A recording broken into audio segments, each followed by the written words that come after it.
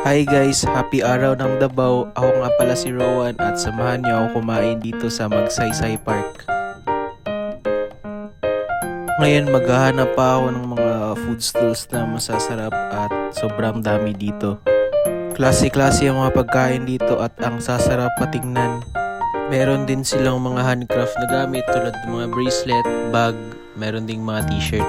Syempre di rin mawawala yung mga street food, mga fishball, kwek-kwek, merong hotdog, tsaka meron ding mga shake. If gusto niyo ng mga sweets, meron silang mga cupcake, mga brownies, and marami pa. Sobrang dami talagang mapagpipilian dito sa Magsaysay Park. Para sa kaalaman nyo guys, alam nyo ba na ang Magsaysay Park ay isa sa mga pinakamatanda na city dito sa Davao at ginawa ito para i-honor si Ramon Magsaysay. Dami ring tao dito ngayon para kumain at mag-celebrate ng araw ng Davao. Ngayon bibili na ako kasi gutom na and it's time to eat.